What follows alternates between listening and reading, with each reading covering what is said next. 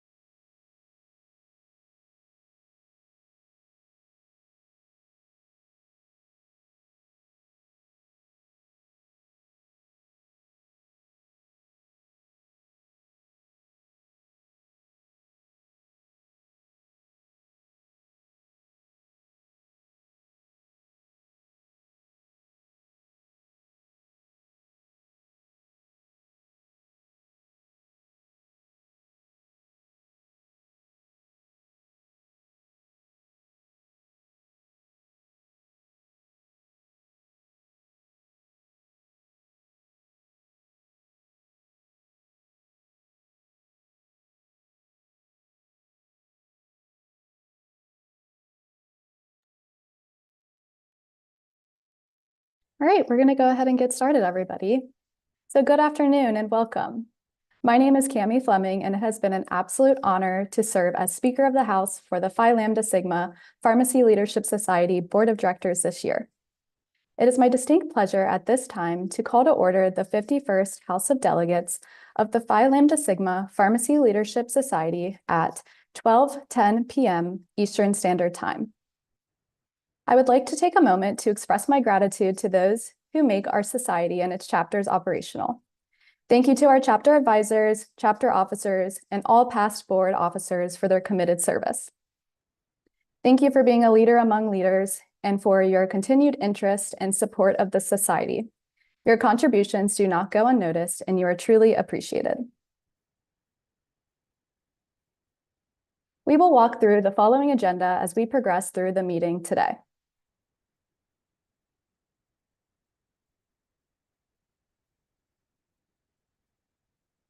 Delegates. You should have received an email titled Delegate Packet, which includes all of the documents for today's meeting. Prior to the session, you should have also received a document titled Checklist and How-Tos. Please have that document on hand to use as a reference throughout the meeting. To reiterate some of the how-tos for the meeting today, we provided a reminder slide now shown on the screen. If a delegate would like to make a motion, please type the word motion into the chat box. If a delegate would like to second the motion. I don't know. Whatever you guys want to do. He said. Hi, Leah Cobble. Thank you. If a delegate would like to second the motion, please type the word second into the chat box. If a delegate would like to discuss a motion or has a question, please select the raise hand option in the reactions on Zoom. Your audio will be unmuted for you to address the House. Board members will be monitoring the chat box, so we ask that you please be patient as they look for raised hands. Lastly, delegates. Please ensure that you have changed your display name to show your chapter, followed by the word delegate, and then your name. At this time, we will now begin with a roll call of the chapter delegates conducted by parliamentarian Dr. Jamie Wagner. Thank you, Madam Speaker. In an effort to expedite the roll call, I will now call only the name of each chapter that has not certified a delegate of record for today's House. If you hear your chapter called, please move to the check-in breakout room immediately. The following registered chapters are not currently represented by a delegate: Beta, Delta, Iota, Nu, Pi, Phi, Omega, Alpha Epsilon, Alpha Chi, Beta Gamma, Beta Delta, Beta Epsilon, Beta Zeta, Beta Theta, Beta Kappa, Beta Xi, Beta Pi, Beta Rho, Beta Sigma, Gamma Delta, Gamma Epsilon, Gamma Zeta, Gamma Ere, Gamma Iota, Gamma Mu, Gamma Nu, Gamma Psi, gamma, omega, delta alpha, delta gamma, delta delta, delta iota, delta lambda, delta phi, epsilon zeta, epsilon eta, epsilon theta, epsilon kappa, epsilon omicron, epsilon pi. At this time, we have reached quorum with 103 of the accounted for delegates. I will now turn it back over to Madam Speaker. Thank you, Dr. Wagner. Delegates, with more than 1/2 of the active Phi Lambda Sigma chapters present, constituting a quorum, we may now conduct the business of the society. It is a point of order to clarify at this time that only the certified delegate of record from each chapter is permitted to vote and address the House. No audience members outside of delegate representatives will be permitted to vote or address the House.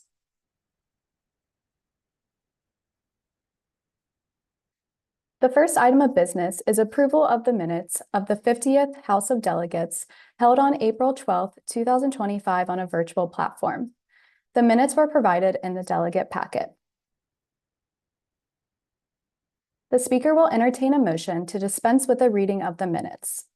As a reminder, we ask that a delegate type the word motion into the chat box now.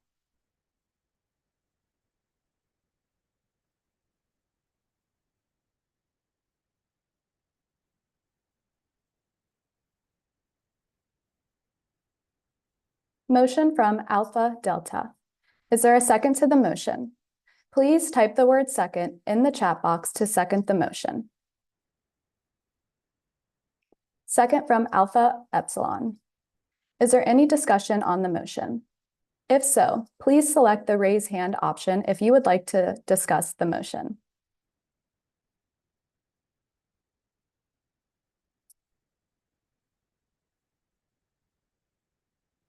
Seeing no discussion, the Speaker will now call the vote. Due to the constraints of a virtual House of Delegates, we only ask those who are opposed to state their opposition, or those who are abstaining to state as such. All opposed, please type no in the chat box at this time. All abstentions, please type abstain in the chat box at this time.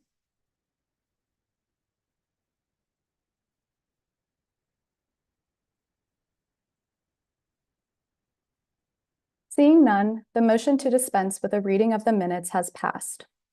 The Speaker will now entertain a motion to approve the minutes of the 50th House of Delegates.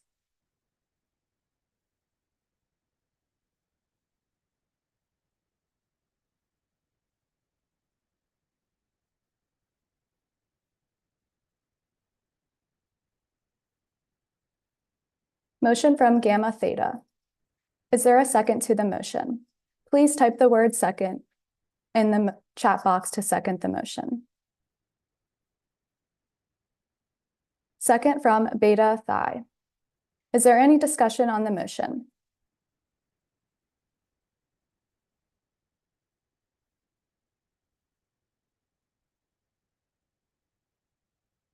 Seeing no discussion, the Speaker will now call the vote.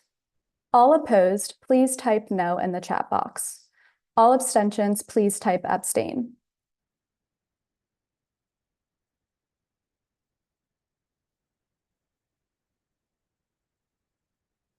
Seeing none, the motion to approve the minutes of the 50th House of Delegates has passed. At this time, I now call for the report of the Executive Director, Dr. Brandon Jennings. Thank you, Madam Speaker. To our board officers, chapter delegates, and those joining from around the country, thank you for the privilege of addressing this body here today. Before we dive in, I want to take a moment and pause and acknowledge that this has been a genuinely challenging year for our society.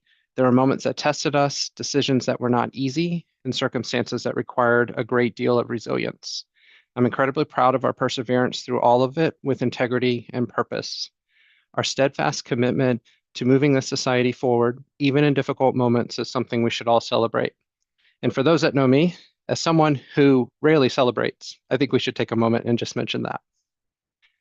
In just a few minutes, you all will be hearing from our officers and our committee chairs, and they will have a lot to share about their incredible work their teams have accomplished this year. But before we get there, I want to take a few minutes to spotlight our central office team and the role they played in keeping the society running strong.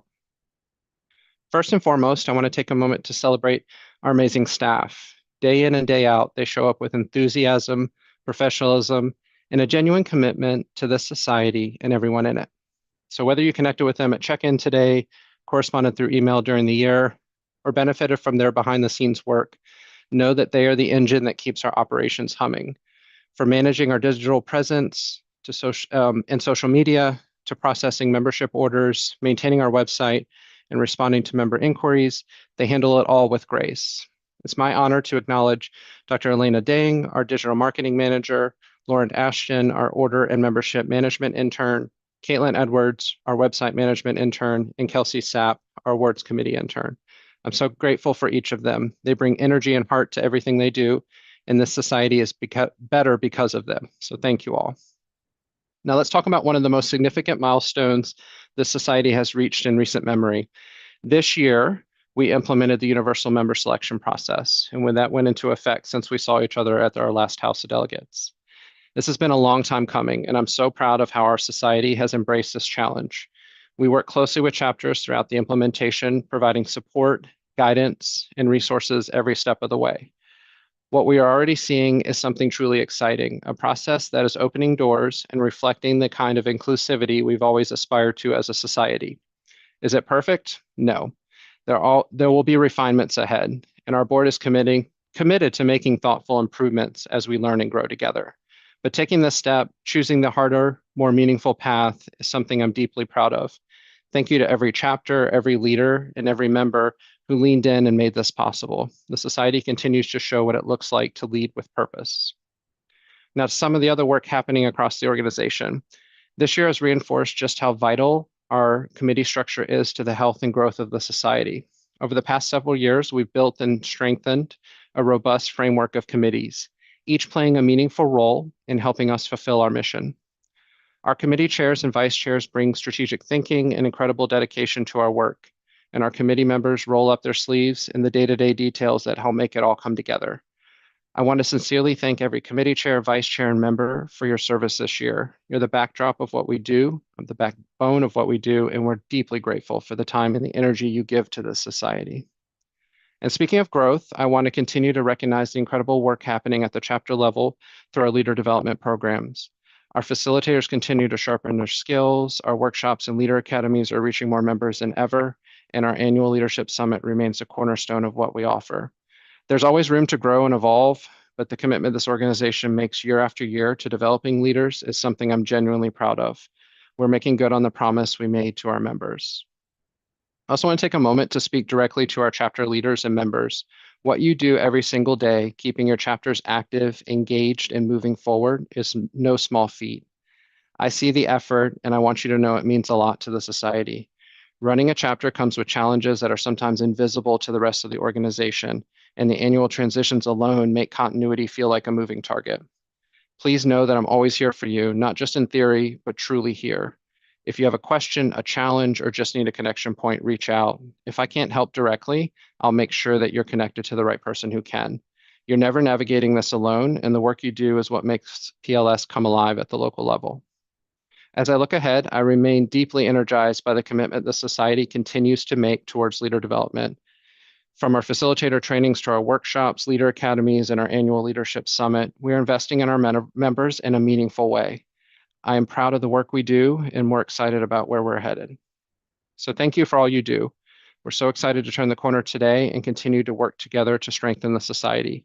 Thank you for the role you and your chapters play in the growth and incredible reputation of Phi Lambda Sigma. Thank you, Madam Speaker. Thank you, Dr. Jennings. At this time, I would like to remind all chapter delegates who have not checked in to please move to the breakout room to be certified as a delegate of record for today's House. I now call for the report of the Treasurer, Dr. Jacqueline Cole. Dr. Cole unfortunately could not be with us today, so here is a video of her pre-recorded report.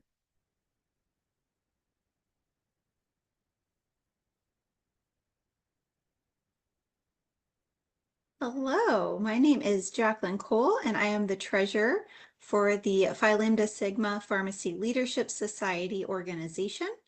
I do apologize that I was unable to attend the House of Delegates live this year, but I have submitted this recording in lieu of my attendance to help supplement the material available in your delegate packet. So feel free to refer to that as I go through my report, and I will try to make it as succinct as possible so that you can get on with the rest of the delegate meeting.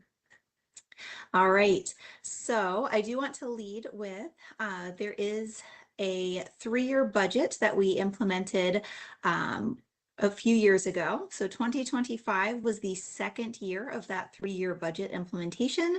Our fiscal year runs from January 1 till the end of December each year. And so I am reporting on the 2025 information.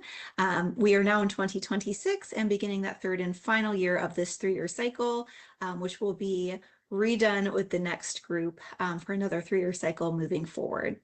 When this 3-year cycle was built, I would like to clarify that it was purposely built to have a deficit budget, meaning that we planned purposely to spend excess funds, specifically that we had acquired during the COVID-19 pandemic, and when things like travel, meetings, expenses we had expected could no longer be funded, we had excess money. And so the decision was made by the board to reinvest that into our membership. And so this 3-year budget cycle, again, I'm reporting on that second year in the 3-year cycle, purposefully had a plan to have a net negative variance, but we are very sound financially. It was purposeful, again, because we had unexpected increase in funding available that we wanted to reinvest in membership. So if you hear that and you hear negative variance or deficit, it sounds a little bit scary, but it was very much planned. And as I will report here shortly, we actually do a really good job of not spending as much as we planned in this process. So for the 2025 fiscal year, we had a planned deficit amount of $9,929.65. And we actually finalized the end of the year with a net negative variance of only $6,670.10. So again, even when we're trying to spend, we do a really good job of not actually spending more or even as much as planned. For our accounts, we do have 3 major accounts available for the organization. That will be our checking account, which is going to fund our day-to-day operations, and we typically keep about $20,000 worth of funding in there at a given time to ensure that we're able to do the day-to-day operations. The money market account, which we keep in order to have that supply of about a 6 months operating expense. So worst case scenario, we have that side amount of money available, not as liquid, but available should we need to pull it. And so that's something that we are very cautious with. It was previously invested in alternating 3 and 6 month CDs. And in June 2025, the Finance Committee decided to take it out of the CDs only because we wanted to make sure that we were supporting the strategic initiatives of the organization. And you will see that we did well with those. And then we finally have our investment account. So for our end of year, the checking account closed out the year with a balance of $32,501.98.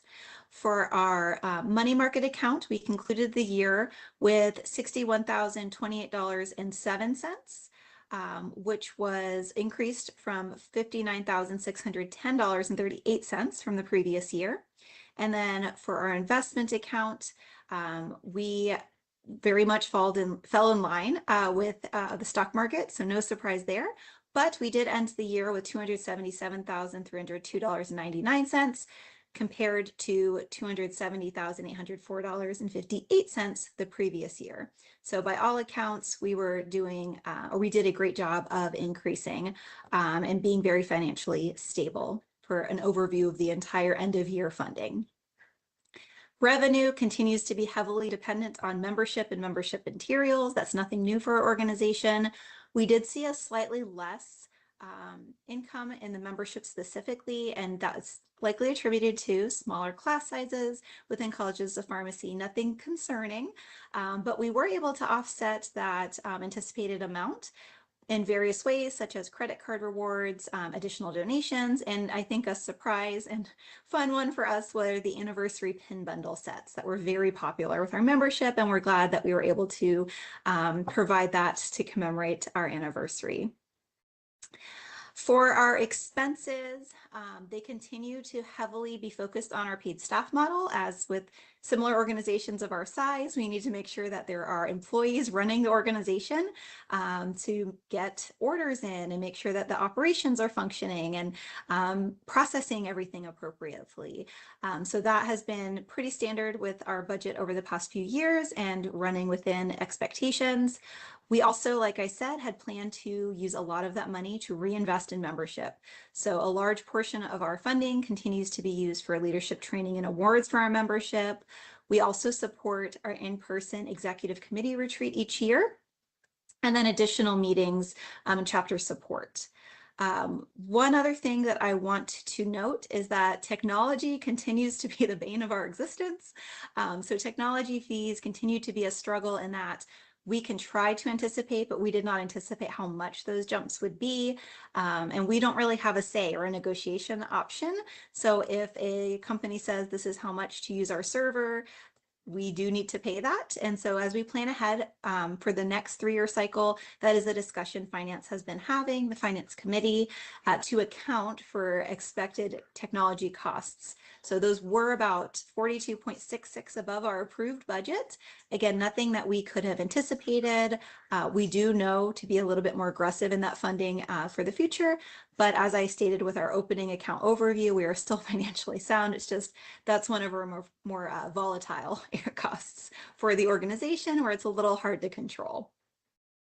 Finally, as I mentioned, we always want to make sure that we're reinvesting in our membership. Another way that we do that is through our leadership cohorts, through the Giant Worldwide Training. We continue to offer 4 cohorts to our memberships, including professional graduates, alumni, each year, and that's at no cost to the participants. And so that is another way that we are reinvesting in our membership. Overall investments for the organization, the Finance Committee reviews this each year to say what level of risk we are comfortable with for our funding, and we let Edward Jones know that. Consistently, the Finance Committee has voted to maintain that moderate level with the thought process that we're not so conservative, we don't make money, but we are not using organizational funding very aggressively like someone might do with their individual account, right? Because it's not our money, it's the organization's money. And so that's been playing out very well for us.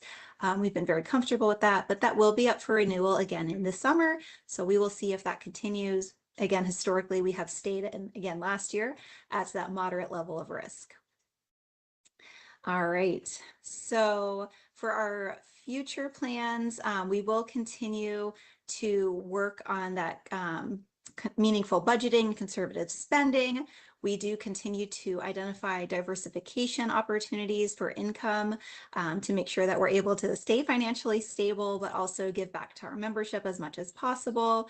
And as a group, both the board and the Finance Committee has continued to fine-tune policies or create new policies to make sure that we are being very good stewards to safeguard our funds and mitigate risk. So that is the short and sweet version of my report. Additional details are available in your packet. Thank you guys so much and enjoy the rest of House of Delegates.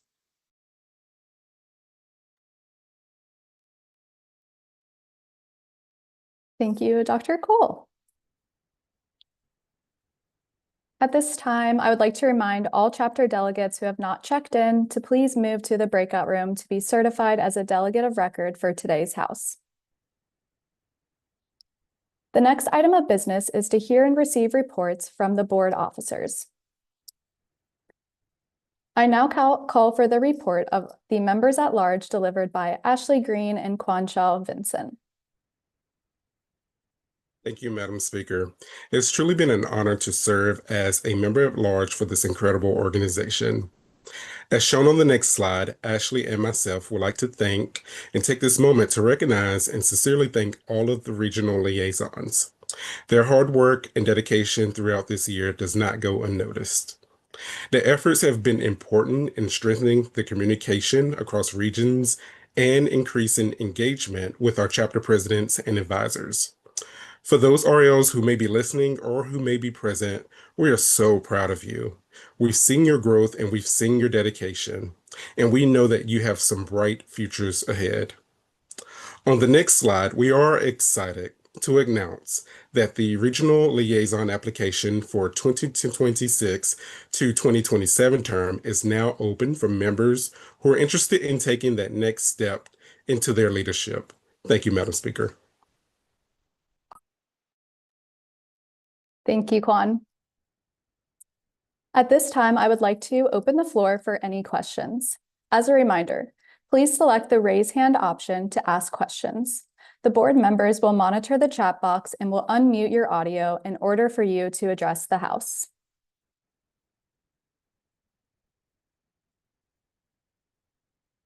As a reminder, for any chapter delegates who have not checked in yet, please move into the breakout room to be certified as a delegate for today's record.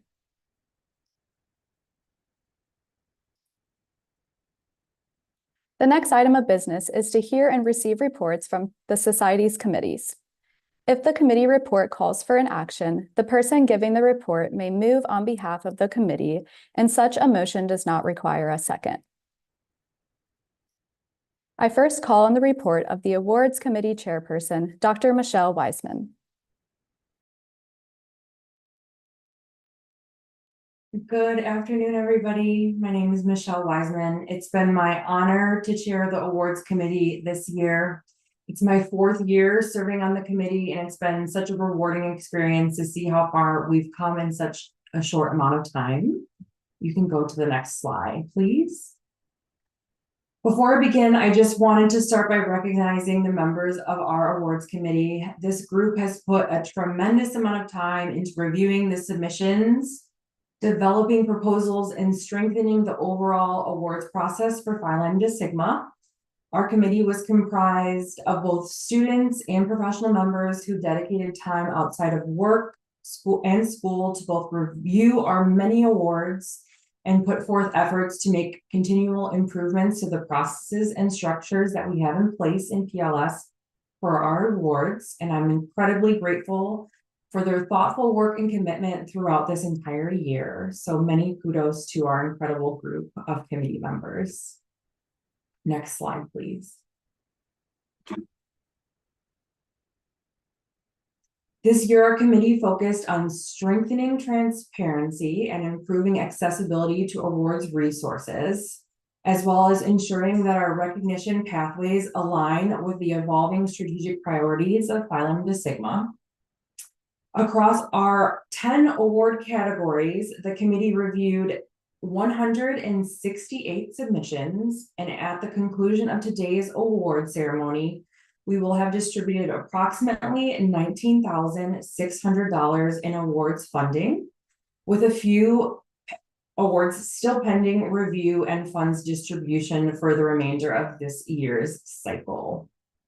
You can go ahead and advance to the next slide, please.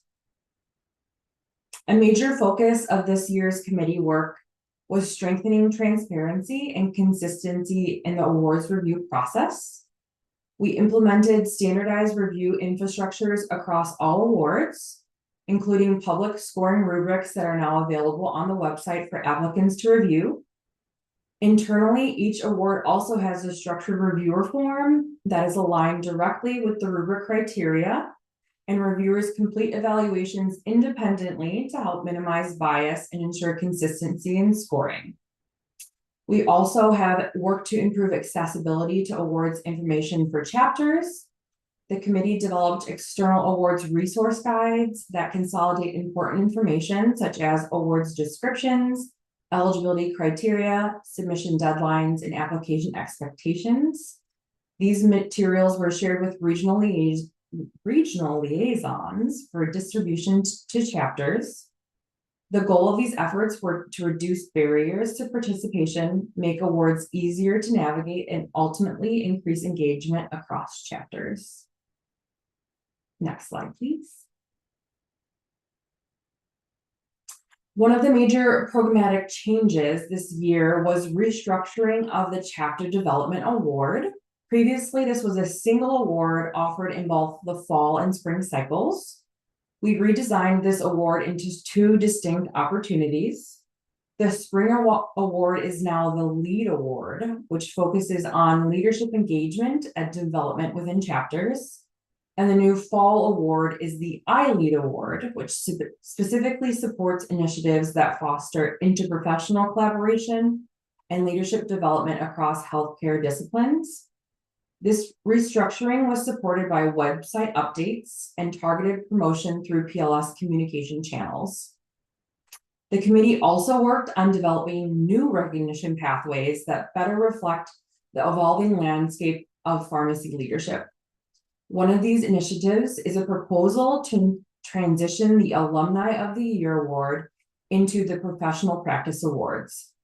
This updated structure expands recognition of leadership across diverse practice settings and introduces optimal categories such as practice transformation, mentorship and leadership development, scholarly impact, collaborative practice, and emerging leadership. This proposal was approved and will see implementation with the work of future committees.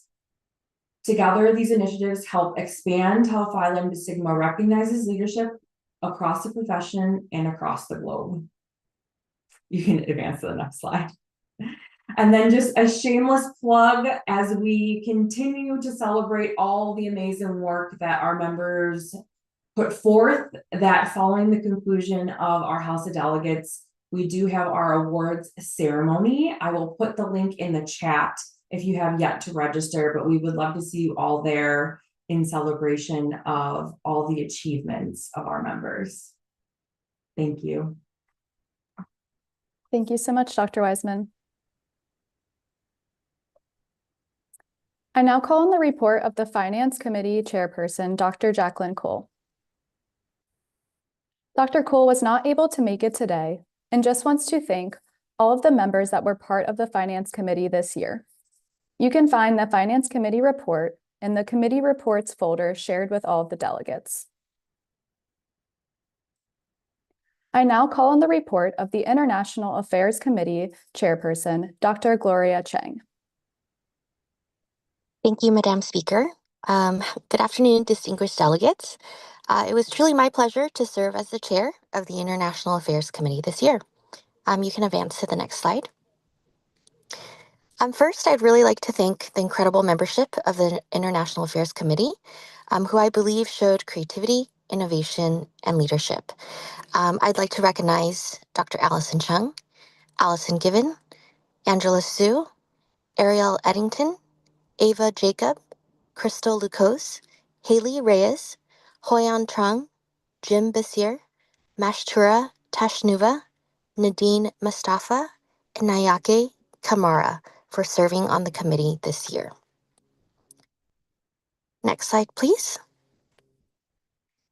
This slide highlights a couple of our accomplishments that show our continued commitment to strengthening international engagement and fostering a globally minded membership.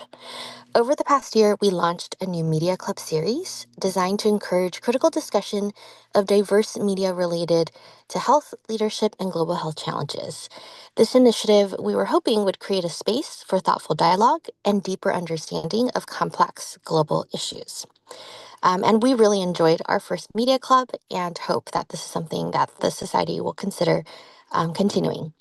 In addition, we hosted a webinar recently aimed at promoting a global perspective across our membership with international pharmacy experiences.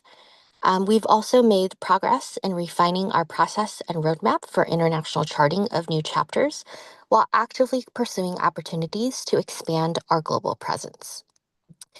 This year, we were proud to support chapters in building their partnerships with international organizations as part of last year's Leadership Challenge, strengthening cross-border collaboration. Finally, we continue to develop potential partnership opportunities and are actively looking at some opportunities with the International Pharmaceutical Students Federation, further advancing our commitment to global collaboration within the healthcare community. Next slide, please. Looking ahead, our committee remains focused on continuing the expansion and growth of our society. Chartering international chapters will remain a priority, and we hope that this will allow us to continue to further extend our global reach. In addition, we hope to continue strengthening and growing our partnerships with other international organizations, creating more opportunities for collaboration, both with our board and with our membership, and shared impact. That is the end of my report. Respectfully submitted. Thank you. Thank you, Dr. Cheng. I now call on the report of the Bylaws Committee Chairperson, Dr. Jamie Wagner. Thank you, Madam Speaker. Next slide. First, I would like to give a big thanks to all my committee members that helped with the success of the charges for this year. There were many thoughtful discussions and meticulous attention to detail paid by everyone. Next slide.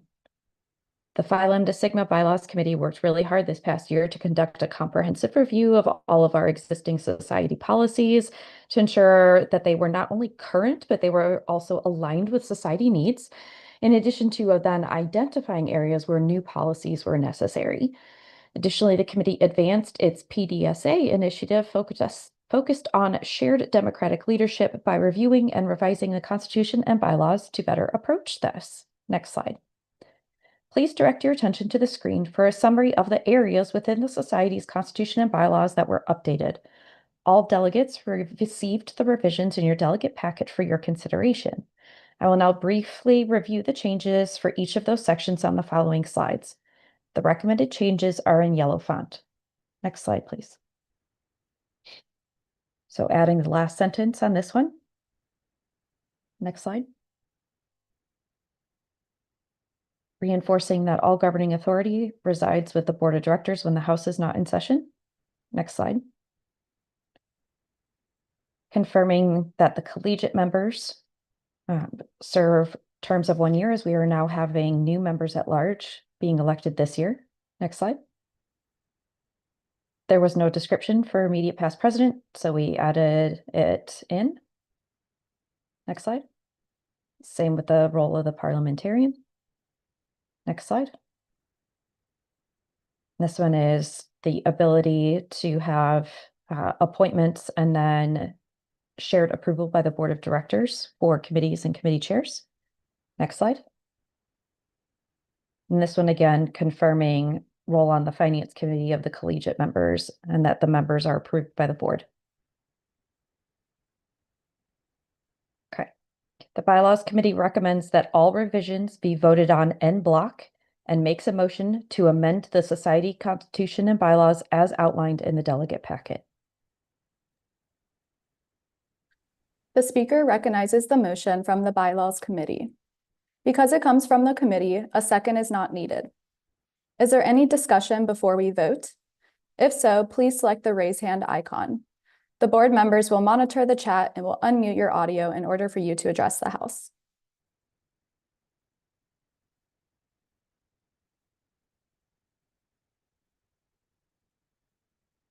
Seeing none, the Speaker will now call the vote. I will only ask those who are opposed or those who are abstaining to state as such. All opposed, please type no. All abstentions, please type abstain.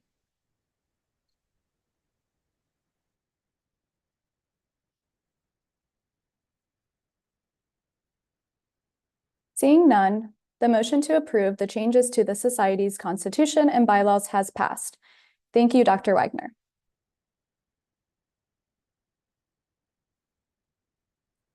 I now call on the report of the Programming Committee Chairperson, Dr. Allison Chung. Hi, everyone. Thank you, Speaker. You can go to the next slide. So I'm Dr. Allison Chung. I'm the chair of the programming committee, and I had the pleasure of still working on the programming committee right now. Our charge is to continue until the leadership summit. So our committee terms are a little bit different, but I would like to thank all of my members of the programming committee who's done an amazing job this past year. We worked really hard to make a lot of decisions. Our majority of our decisions were for the leadership summit coming up this fall. Next slide, please. These are just some of our charges for the programming committee. I won't go over all of them in detail, but you can see that the leadership summit is one of the top ones. And then we were also just highlighting transformation examples in any of our society programming, and we tried to look into co-branded programming as well as liaise with the Giant program. Next slide, please. Thank you. We also collaborated. We worked on a DEIA checkpoint document this year to assure that all of our programming were in line with DEIA priorities. Next slide, please. So I am proud and happy to announce that our Leadership Summit for 2026 will be September 24th and 25th. I got the dates wrong. It's Thursday and Friday. It will be a full virtual session, and our theme is called Honoring the Past and Inspiring the Future. And the theme reflects commitment to honoring the legacy of pharmacy leadership while embracing innovations and preparing for the future. We are planning to have a very established panel session of 3 speakers instead of 1 keynote. We will also have some networking sessions in there. We will also like to have the Leadership Challenge presentations presented again at the Leadership Summit, and we will have ACPE accredited programming. Next slide, please. Just a little summary of our other charges. We had the new timeline of our responsibilities and deadlines because we changed to Fall Leadership Summit last year. So that's why our committee work is, and my office position is all the way up until the Leadership Summit in September. We have worked on developing that draft DEI checkpoint document. I had a subcommittee that's worked on that. And we also created a proposal for a potential hybrid leadership summit in the future. Next slide, please. I think that was it. Thank you. Thank you so much, Dr. Chung. I now call on the report of the Chapter Development Committee Chairperson, Dr. Ariel Clark. Thank you, Madam Speaker. It has been a true honor to serve as the chair for the Chapter Development Committee for this year, and I'm very pleased to provide this brief report of our activities. You can go to the next slide.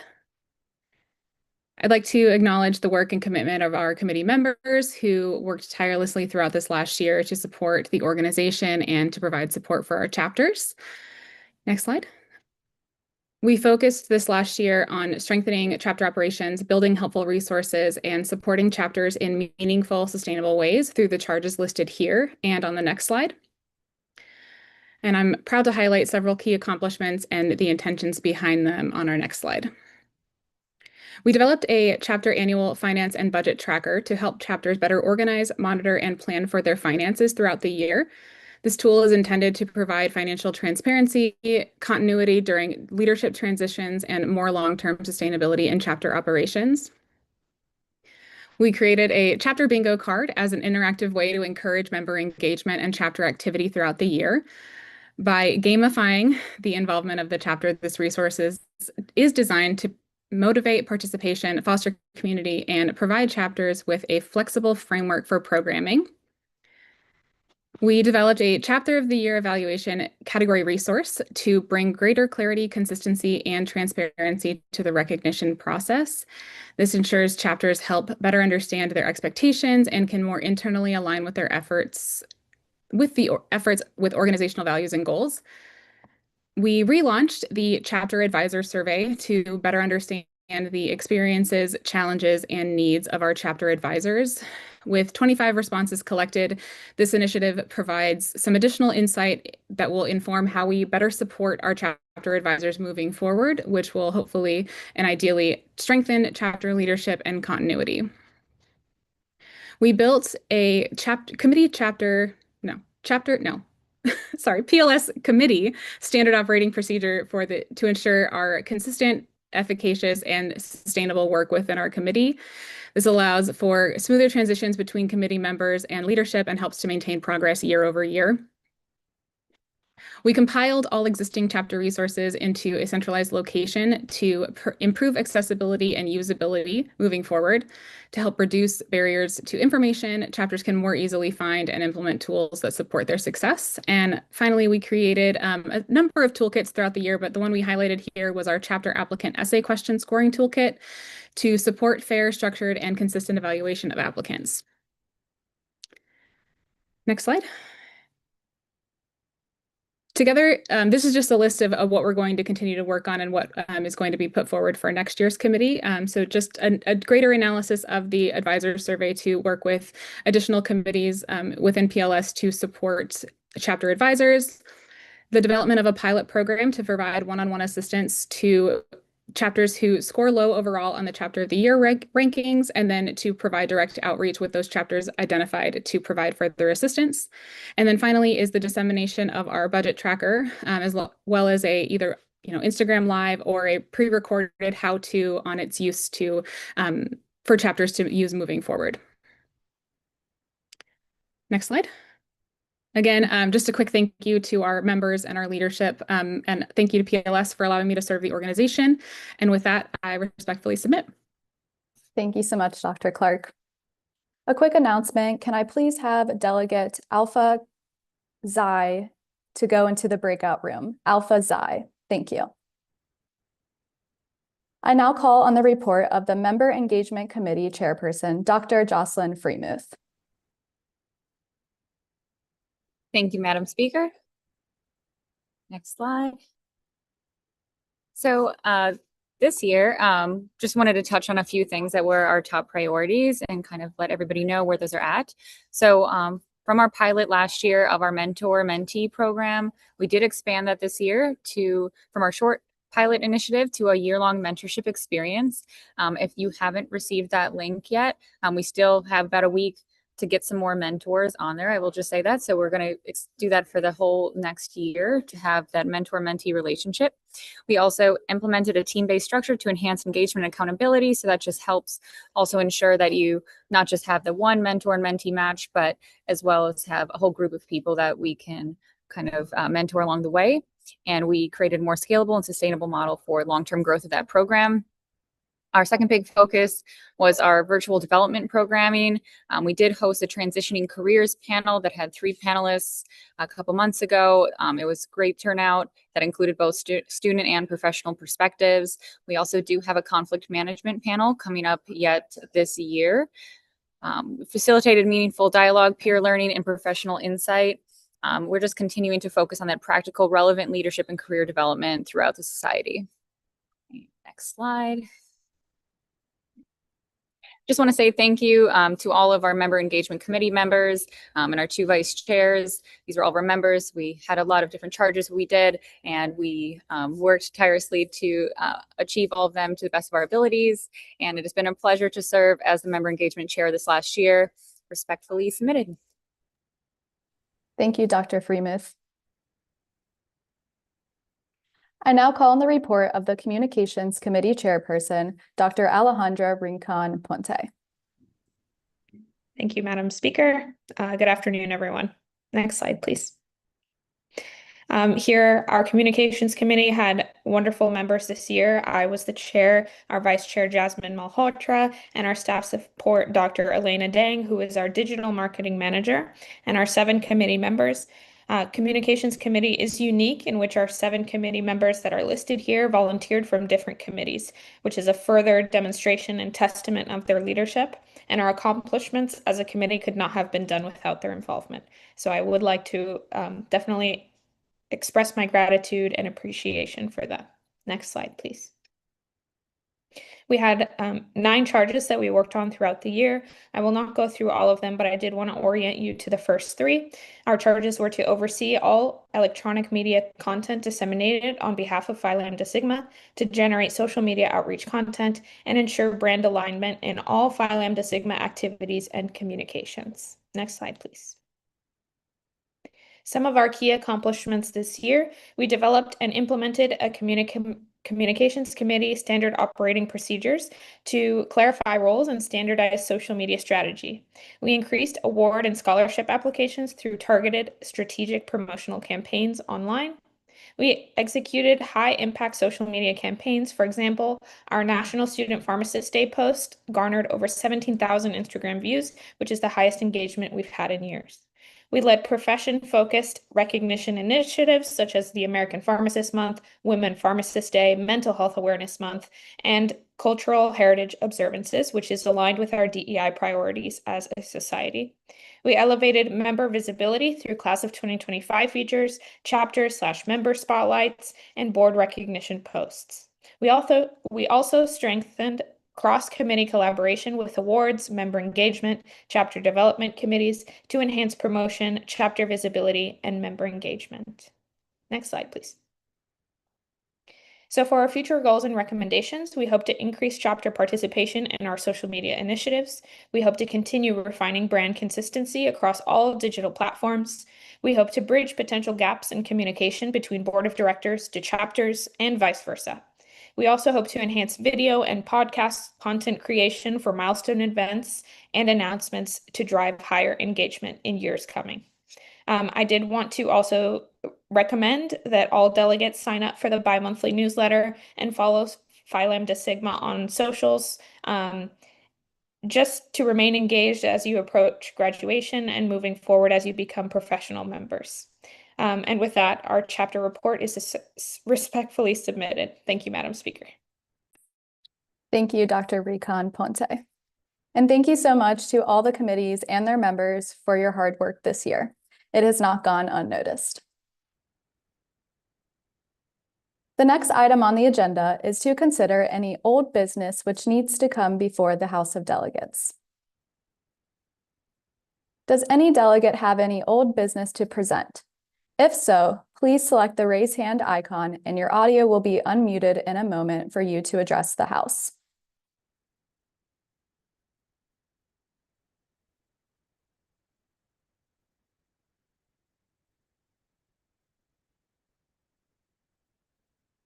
Hearing none, we will proceed to the next item on the agenda. The next item on the agenda is to consider any new business which needs to come before the House of Delegates. Do any board officers or delegates have any items of new business to present to the House of Delegates? If so, please select the raise hand icon and your audio will be unmuted for you to address the House.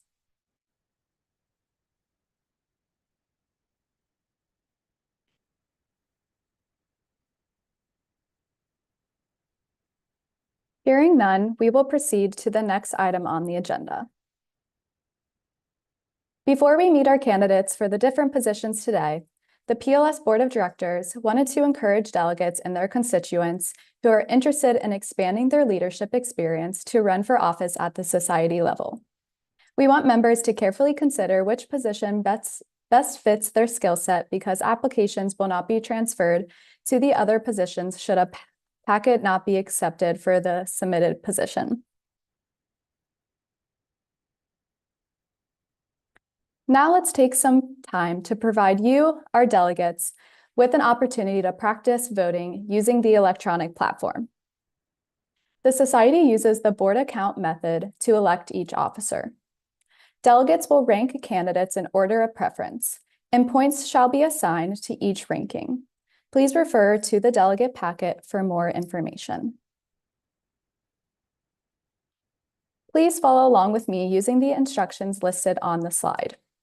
After I finish providing the instructions for voting, a link will be posted in the chat box. When you click on the link, you will be prompted to sign in using your name and email address. You must enter the email address that you used to register for the House of Delegates. The website will only recognize and accept pre-registered email addresses. If you are unable to sign in, please find one of the breakout rooms where our student interns will be able to assist you. If you are unable to join the breakout room, then please let us know in the chat box. Once you have signed in, you will see a list of Disney characters in a randomly generated order. That order is going to be different for each of you. You can scroll all the way down to see a description of each character. Return to the top and drag each character's name to place them in your order of preference, with your most preferred candidate ranked highest. Continue to drag all names until you have ranked every character in order of preference. Please recognize that you will be ranking each individual character, not just your top ones. Double check your ballot and then submit. Once you submit your ballot, you will not be able to access it or make any changes. The link is now ready and posted in the chat box, and the steps for voting will continue to be provided on this slide. If there are any questions at this time, please type your answers in the chat box.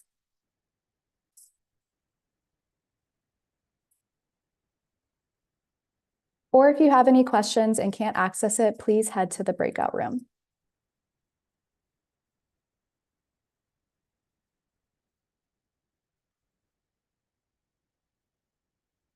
Please go ahead and use the link and make your selections.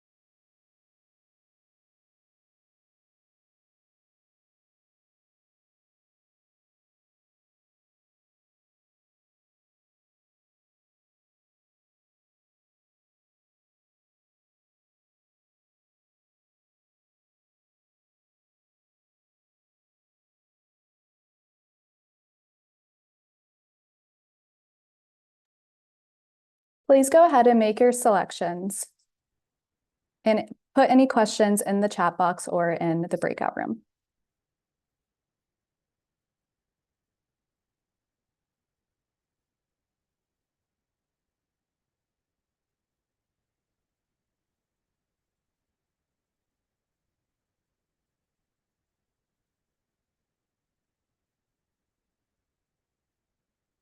We are still waiting for a few more delegates to make their vote, so please access the link in the chat to vote for your favorite Disney character.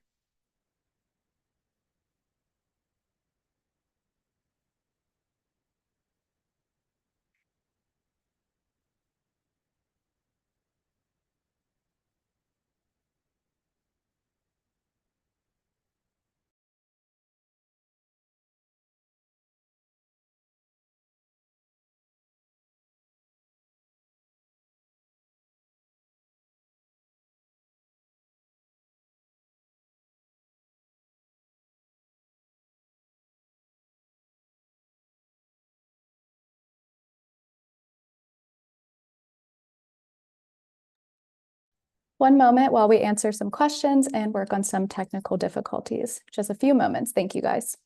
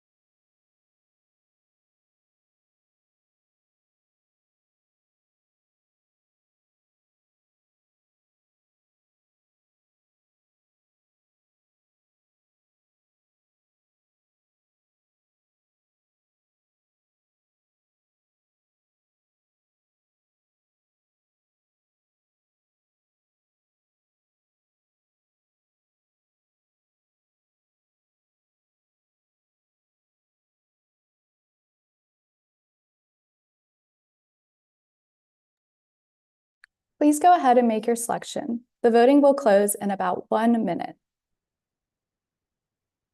And thank you all for your continued patience as we work out these issues before we start the voting process.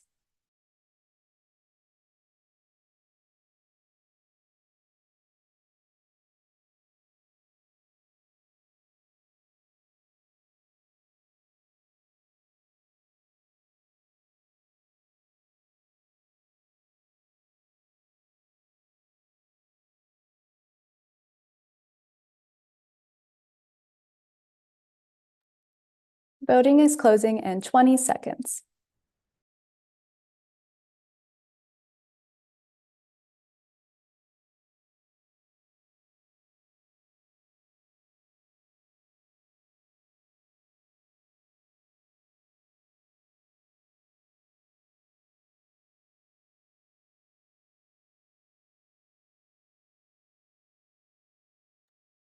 Voting is now closed. Please give us a few moments as we tally up the votes. Thanks.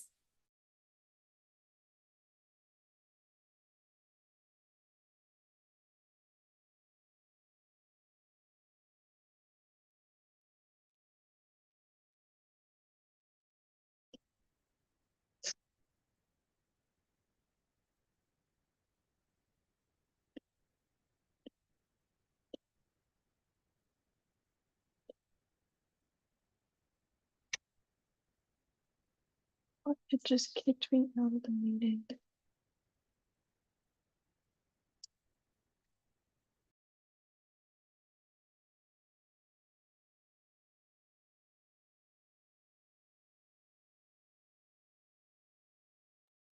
Mallory King, can you please head into the breakout room to be registered? Thank you.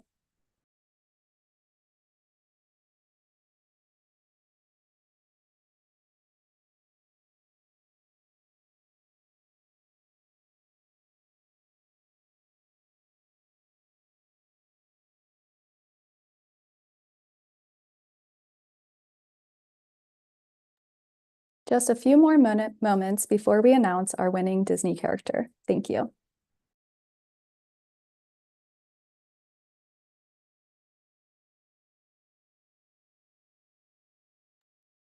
I'm pleased to announce the winning Disney characters are Belle and Jasmine, who have won the vote.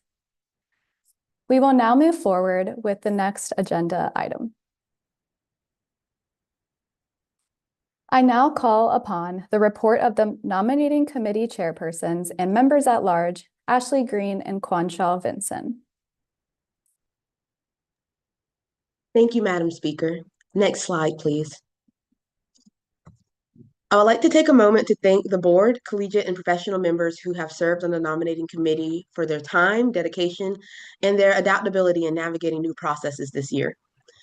I would also like to extend my sincere appreciation to my co-member at large, Quanshaw, and Speaker of the House, Cami, for their immense support and grounding throughout this process.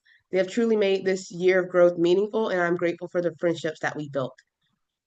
Based on the feedback from last year's application process, the committee implemented revisions to the application, strengthened and developed new interview questions, and created a more formalized rubric to ensure objective evaluation of this year's candidates. All committee charges have been completed except for one deferred charge. This charge was to evaluate and address board concerns regarding the slating process for international candidates, i.e. the lack of an appeals process, and to propose the recommended changes for the 2026 elections. While the committee discussed and acknowledged this charge, we were unable to dedicate the necessary time and resources to finalize it this year as we prepared for the addition of the two newest board positions and their implementation at this year's House of Delegates. This charge will be deferred to the incoming board for further consideration in alignment with the Society's strategic direction.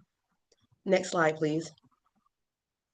Delegates, please direct your attention to the screen for review of this year's slate of candidates. For President-elect, we have Dr. Michelle Wiseman. For a collegiate member at large, we have Leah Cobble, Mackenzie Harris, and Jasmine Schaefer. For Speaker of the House, we have Jacqueline Moreno and Libby Pugh. For a professional member at large, we have Dr. Zachary Curran and Dr. Natalie Percival. And last but not least, we have new practitioner member at large, Dr. Madeline Frelick and Dr. Alejandra Ricon Ponte. The nominating committee recommends that all slated individuals be considered acceptable candidates and motions to accept the candidate slate for voting. Thank you, Madam Speaker. Thank you, Ashley. The speaker recognizes the motion from the nominating committee. Because it comes from the committee, a second is not needed. Is there any discussion before we vote? If so, please select the raise hand icon. The board members will monitor the chat and will unmute your audio in order for you to address the House.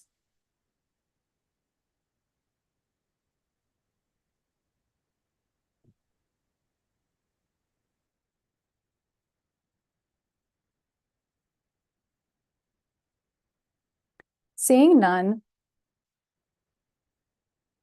the motion to approve the candidates to be voted on for the board positions has passed. Thank you, Ashley and Quanchal.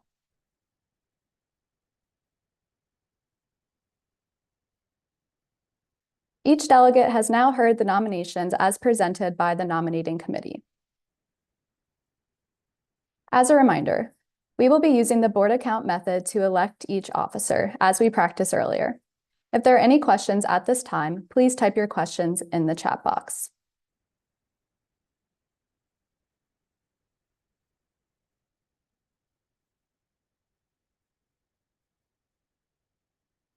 We have one candidate for the position of president-elect. Each candidate will be allotted 2 minutes to speak, and candidates will be muted at the 2-minute mark, and I will inform them when that time is up. So candidates, please turn your camera on and your audio when you hear your name is called. So for our president-elect, we have Dr. Michelle Wiseman. Hello, everybody. My name is Michelle Wiseman, and I'm honored to be a candidate for president-elect of Phi Lambda Sigma. Outside of PLS, I'm a clinical pharmacist specialist in rheumatology, a residency program coordinator, a wife, a mom, and a Swiftie. I promise that last one matters. As a leader, I think it's important to take time and reflect on what leadership looks like in different spaces. And surprisingly, one of those moments for me came while watching the Taylor Swift Eras Tour documentary. There's a moment where she's talking to her dancers. She reminds them that what looks like a phenomenon from the outside is really the result of thousands of small decisions and people coming together and pushing forward as one. She tells them that everyone in that room has the spirit to mentor someone else and encourage the next generation to pursue what they love. When I heard that, it immediately made me think of Phi Lambda Sigma. PLS has never been about one person or one title. It's about a community of leaders who show up for each other, lift others up, and help the next generation see what's possible. My own leadership journey started as a student who was simply looking for a place to grow. PLS gave me mentors, opportunities, and a network that has shaped my entire career. As president-elect, my focus will be on strengthening that leadership pipeline across our organization. That means supporting chapters, creating more opportunities for mentorship between students and professionals, and making sure every member can see a path to lead. Because leadership begins right here in our chapters, in small decisions we make to support each other and move our profession forward. It builds into a lifetime of leading, mentoring, and giving back to others. Thank you for the leadership you bring to your chapters and for the opportunity to be considered.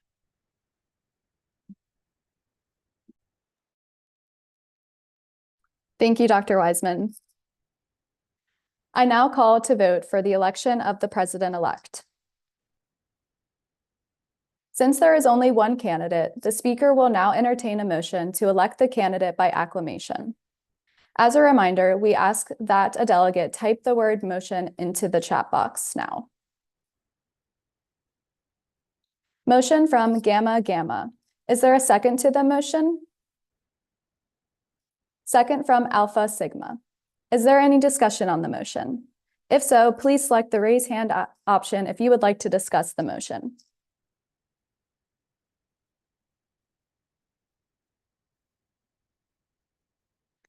Seeing none, we will now call the vote.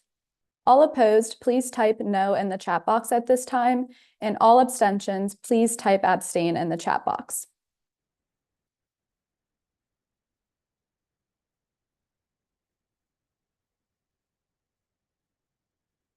Seeing none, the motion to elect the candidate by acclamation has passed. Congratulations, Dr. Wiseman.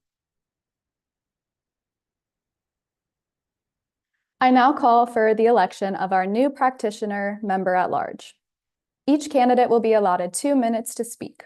Candidates will be muted at the 2-minute mark, and I will inform them that time is up.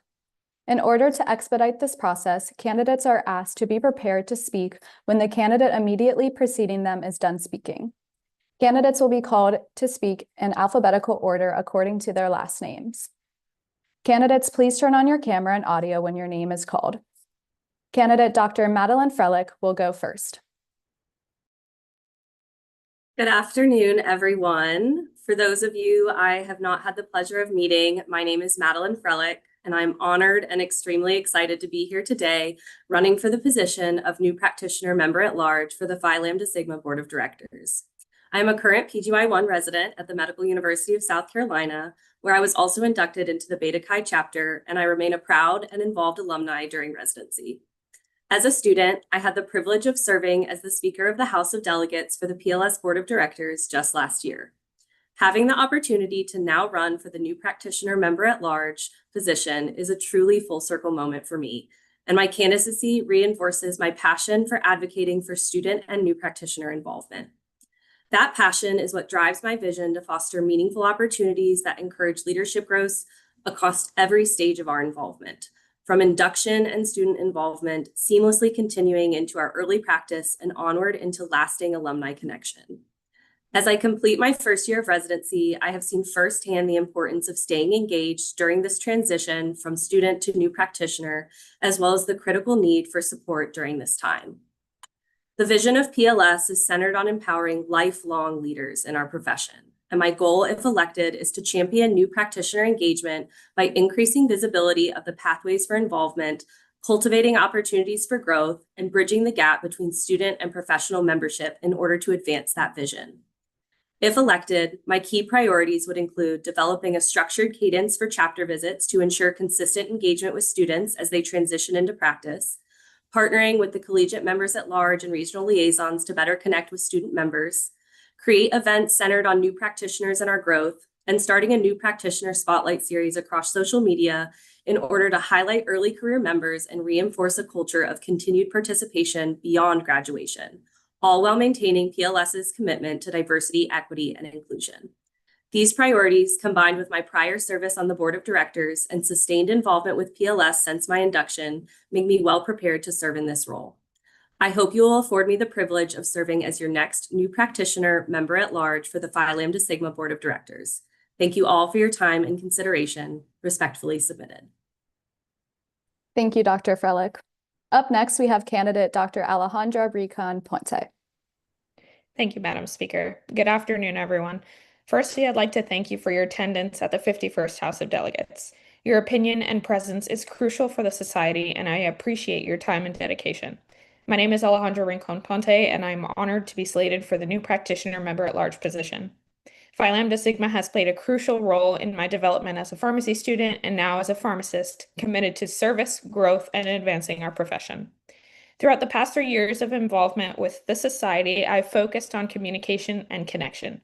From serving as a member of the programming committee my P3 year, to graduating Leader Academy, to currently being chair of the communications committee, I've worked passionately to ensure that I'm serving the society to the best of my abilities. I've been able to help PLS in several initiatives that are shaping the future of the organization. And these experiences have shown me that strong leadership is not just about ideas, but how we effectively engage others and bring these ideas to life. I'm currently a PGY1 resident at the Durham VA Healthcare System in Durham, North Carolina, and I will be staying on as a PGY2 psychiatric pharmacy resident next year. As I transition into my second year as a pharmacist, my goal is to strengthen the bridge between collegiate members and professional engagement within PLS. Too often, we see a drop-off after graduation, not from lack of interest, but lack of connection, structure, and just unknowing that PLS membership is lifelong, and I want to help change that. As a Venezuelan American pharmacist, I also recognize the importance of representation and belonging. I'm committed to fostering inclusive environments where all members feel seen, heard, and empowered to contribute. Ultimately, I bring a strong work ethic, attention to detail, and a genuine passion for developing others. I'm very excited and passionate about ensuring that every member, especially those early in their careers, feel supported in their leadership journey. And I hope that starts with my involvement with the board as NP Mall next year. I sincerely thank you for your consideration. Thank you, Dr. Rincon Ponte. Delegates, we will now proceed with the vote. You will be receiving a link in the chat. Please place the candidates in order of your preference by dragging their names on the ballot. You are now voting for one candidate for the position of new practitioner member at large. As a reminder, you're ranking each candidate, so place your preferred candidate in the first position. And please go ahead and make your selections as the link is posted in the chat now.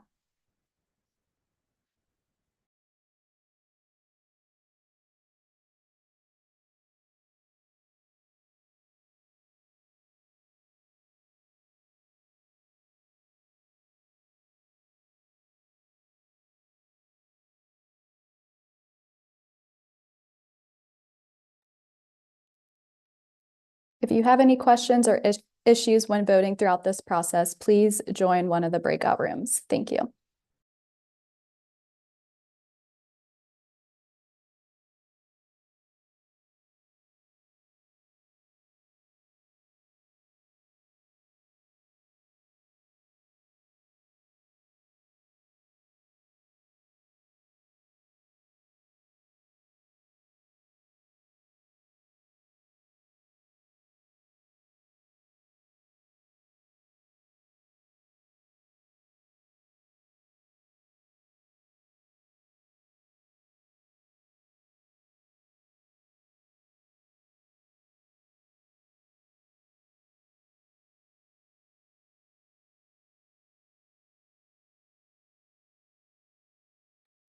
Please be sure to finalize your selection as the voting is going to close in 2 minutes.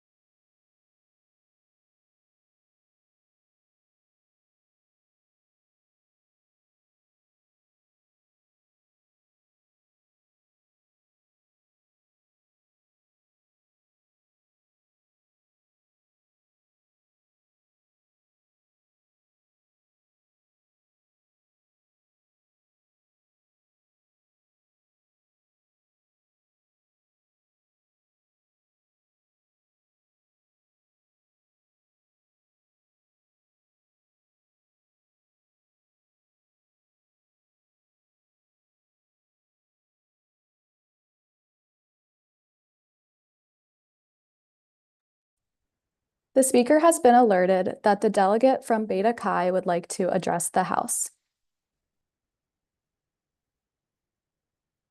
You can unmute yourself to address the House now. I'm sorry. No, I don't have anything to say. Thank you. Sorry. Oh, that's okay. Thank you. Just a few more moments. We're going to close the voting in 15 seconds. Thanks.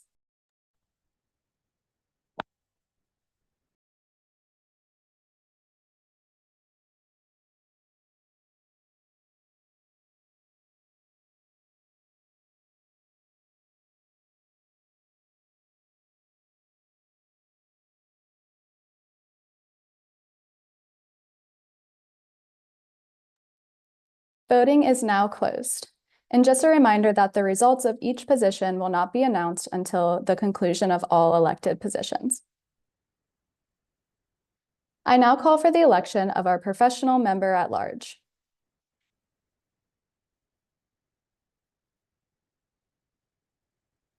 One second while we work out a couple of technical difficulties. Just 1 second. Thank you.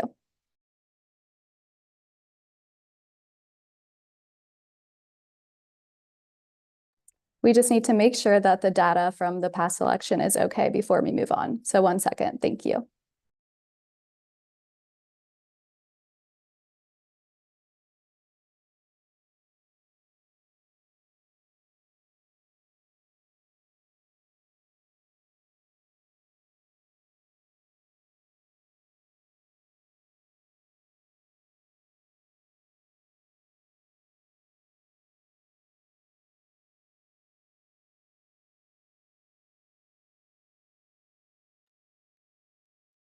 Okay, we are fine to move on. So I will now call for the election of our professional member at large. Each candidate will be allotted 2 minutes to speak. Candidates will be muted at the 2-minute mark, and I will inform them that time is up.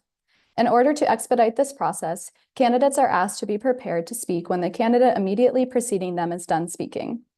Candidates will proceed in alphabetical order according to their last name. Candidates, please turn on your camera and audio when your name is called. Candidate Dr. Zachary Curran will go first. Hi, good afternoon, everybody. My name is Zach Curran. I'm a clinical pharmacist currently practicing in a federally qualified health center in Lawrence, Kansas, and I'm a graduate of Stanford University. So let's go Bulldogs. Let's go Beta chapter. I think we're on here. Leadership has played a defining role in my career, especially during periods of transition. Through mentorship, leadership development, I've been able to navigate challenges, build confidence, and ultimately find out, kind of where I am today, making that impact. Those experiences have led me to where I am today.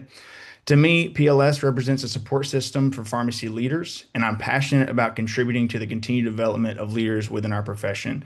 Whether that's working with students on rotation or collaborating with pharmacy managers within my health system, I'm always looking for ways to support others in achieving their goals, just as I've been supported by my peers over the years, many of who are members of PLS and in this room today. As I progressed in my career, I've become increasingly passionate about making leadership development more accessible and more practical. Currently serving on the PLS Member Engagement Committee, I've been involved in developing and piloting the Mentor-Mentee program that connects practicing pharmacists with student pharmacists. I'm also serving as the member at large within APHA's new practitioner community with a focus on member engagement. Those experiences, I've seen firsthand that leadership is not just about something we talk about, but it's something we must actively build, support, and apply in real world settings. So my goal is not just to bring my ideas forward, but to actively engage in connecting our members.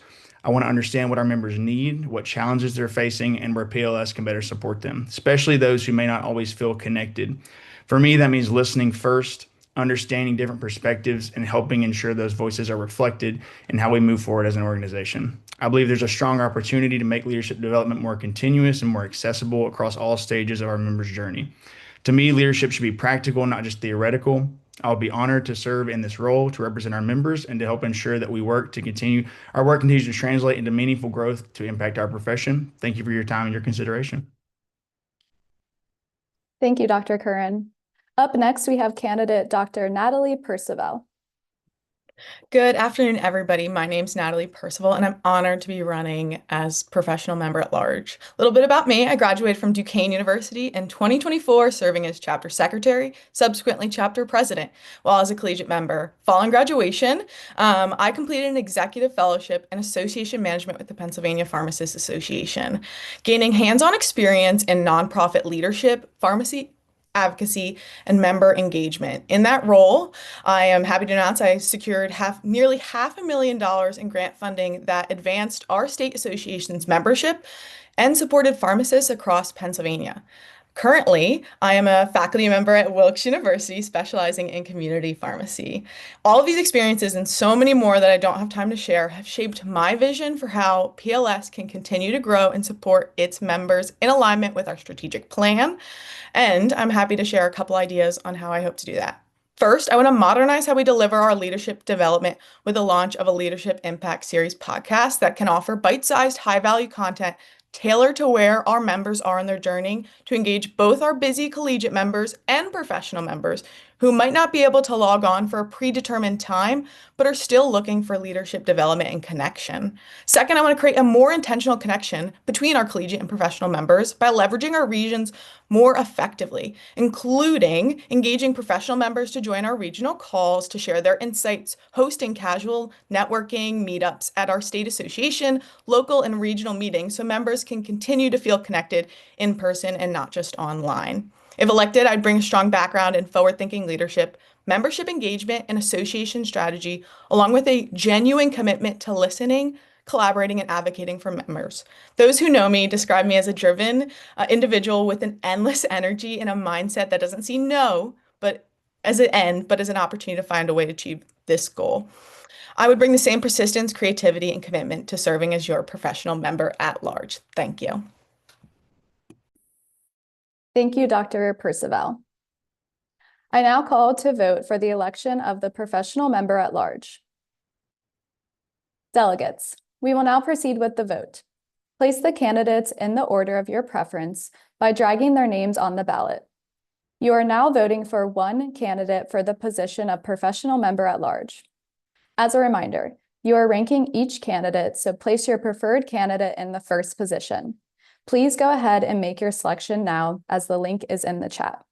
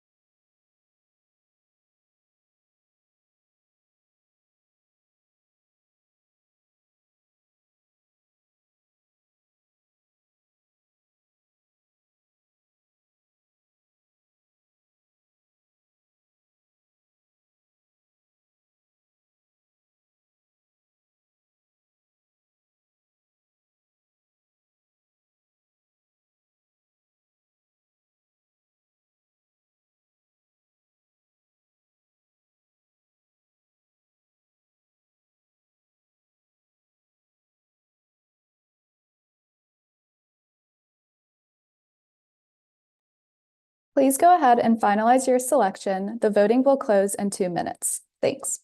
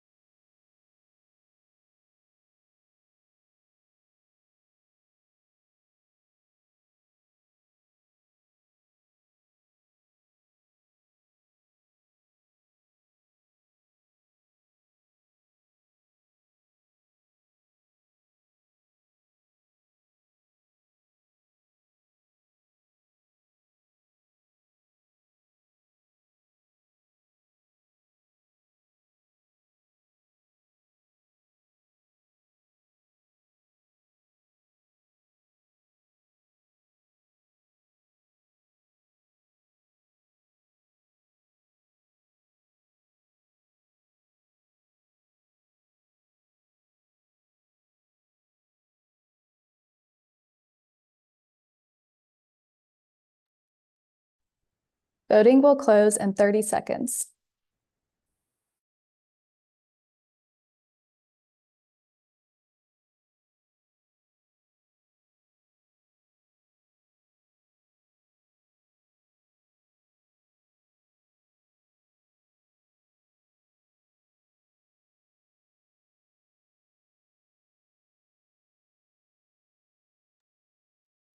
The voting is now closed. Please give us a moment to validate the results before we proceed to the next election. Thank you.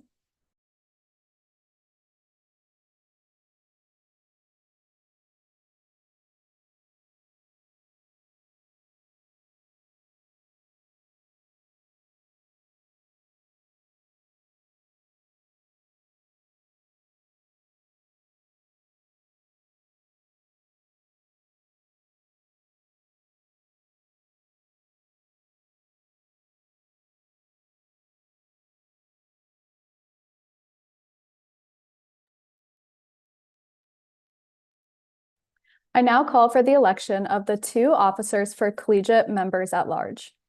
Each candidate will be allotted 2 minutes to speak. Candidates will be muted at the 2-minute mark, and I will inform them that time is up. In order to expedite this process, candidates are asked to be prepared to speak when the candidate immediately preceding them is done speaking. Candidates will proceed in alphabetical order according to their last name. Candidates, please turn on your camera and audio when your name is called. Candidate Leah Cobble will go first. Good afternoon, members of Phi Lambda Sigma. My name is Leah Cobble, a rising P4 at Medical University of South Carolina, and I'm honored to be a candidate for member at large today. Over the past year, I've had the privilege of being president of MUSC Beta Chi and leading our largest event, the 24th Annual Leadership Conference.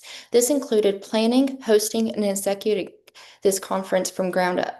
This experience has pushed me to lead at a higher level, including coordinating teams, managing logistics, and securing funds to ensure the event was not only successful, but accessible and impactful. This year, I was able to have more engagement and involvement than years past and pledged every student reimbursement through the funding I secured. Through that process, I learned how to advocate, problem solve under pressure, and most importantly, how to deliver a vision that serves others and not just myself. This is the same mindset that I will bring into this role. My leadership has always been rooted in both action and perspective. As a PharmD student and an MBA graduate, I bring a balance of clinical knowledge and strategic thinking. I understand how to take ideas and turn them into plans and how to communicate effectively and ensure that initiatives are not only meaningful, but sustainable. At the same time, my experiences outside the classroom have shaped how I lead. Living with Crohn's disease has given me a deeper understanding of advocacy and resilience, while working with underserved population has reinforced the importance of listening, empathy, and meeting people where they are. These experiences have grounded me and continue to influence how I represent others. If elected as member at large, I will focus on 3 things: clear communication, active representation, and follow-through. I hope, if elected a member at large, to increase our engagement and ensure that every voice are constantly heard and that transparency remains a priority. Ideas brought to the board will lead to outcomes, as I am someone who not only listens but acts. I am confident in my ability to lead, not because of a title, but because I've demonstrated in all my leadership roles by taking initiative, delivering results, and staying committed to the people I serve. Thank you for your time and consideration. I'd be honored to have your support. Thank you, Leah. Up next, we have candidate Mackenzie Harris. Good afternoon, everyone. Thank you for taking the time to be here today, and I'm truly honored to have the opportunity to speak with you. My name is Mackenzie Harris, and I am a P3 student at the University of South Carolina College of Pharmacy. I'm running for the collegiate member at large position because I believe in servant leadership, and I want to give back to an organization that has given so much to me. Throughout pharmacy school, I've held a variety of leadership roles, but I've always found the greatest fulfillment in positions where I can make a meaningful difference in the lives of others. During my 2 years as class president, I have developed strong skills in advocacy, delegation, and communication, skills that I will continue to build upon in any role that I am fortunate enough to serve in. Within my local Phi Lambda Sigma chapter, the Zeta chapter, I served as chair of the Leadership Development Retreat Committee, where I had the opportunity to give back by creating a space for students to grow as leaders. Through this experience, I collaborated with leaders across the profession to inspire students to further develop their leadership skills and become more involved. My time in the Leader Academy through PLS has also helped me understand who I am as a leader. Nurturer is my top voice, meaning that I genuinely enjoy helping and watching others succeed, working collaboratively in team environments, and recognizing the value that each individual brings. My second voice is connector, which allows me to build meaningful relationships and communicate effectively. If elected as collegiate member at large, I will leverage these strengths to foster an environment where chapter delegates and regional liaisons feel empowered to share their ideas, concerns, and successes so that as a board, we can better support each individual student's leadership journey. If given the opportunity to serve, I hope to increase engagement at the chapter level and ensure students are aware of national opportunities available to them. I also hope to strengthen mentorship connections between new practitioner alumni and students on rotations, as these relationships can provide valuable insight into leadership opportunities beyond pharmacy school. I truly believe that serving as a collegiate member at large would be the most meaningful way to leverage my time as a P4 student. I would be honored to give back to Phi Lambda Sigma in this capacity as I have gained so much from my involvement. Thank you for your time and consideration. Thank you, Mackenzie. Up next, we have candidate Jasmine Schaefer.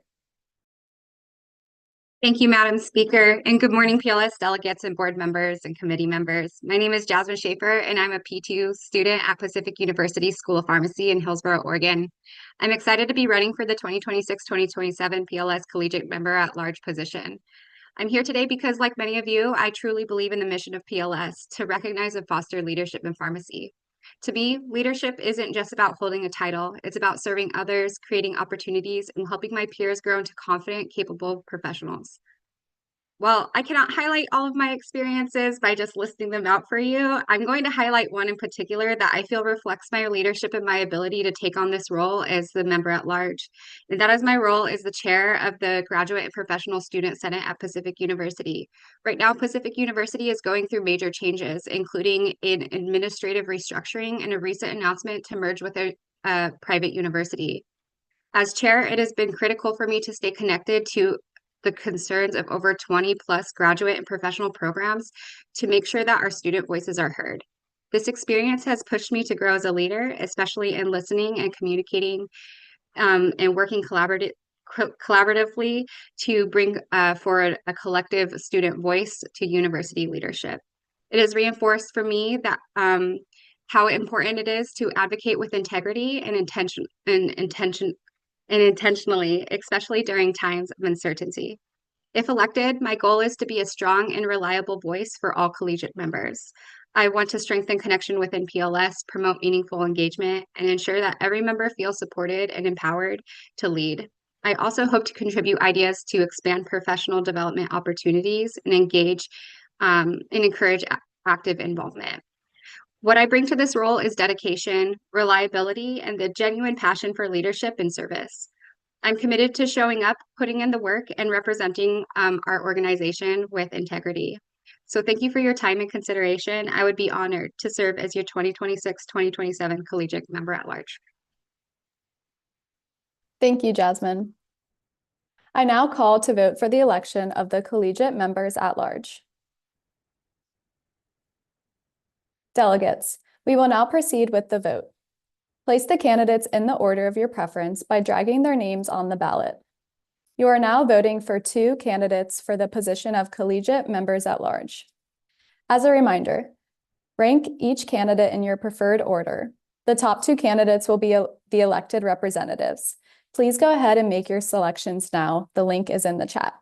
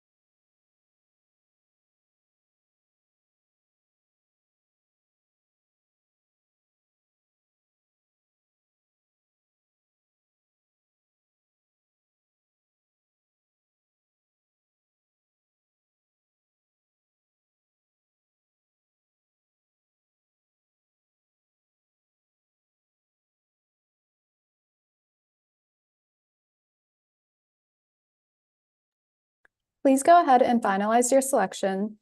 The voting will close in about 2 minutes. Thanks.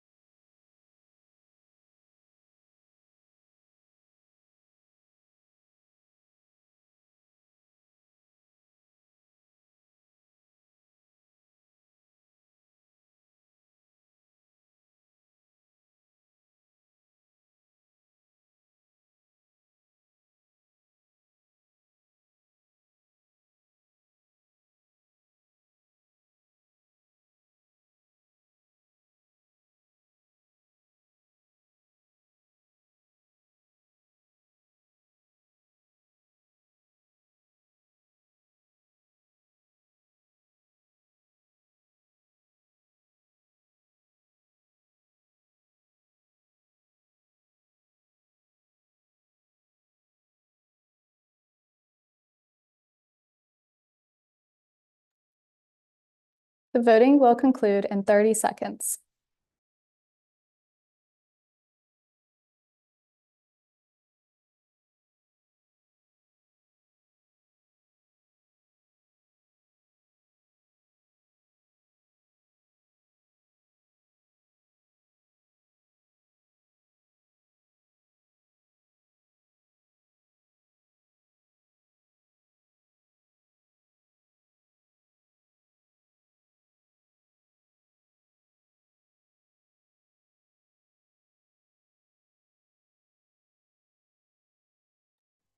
Voting is now closed.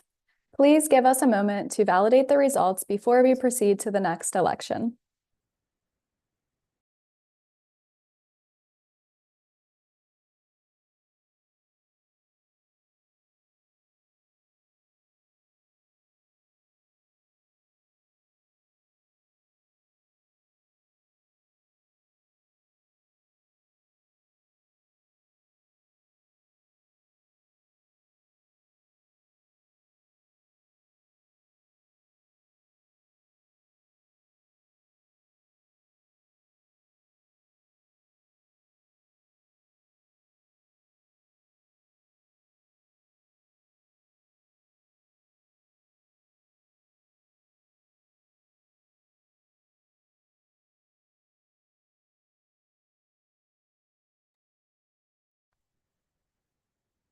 I now call for the election of our Speaker of the House.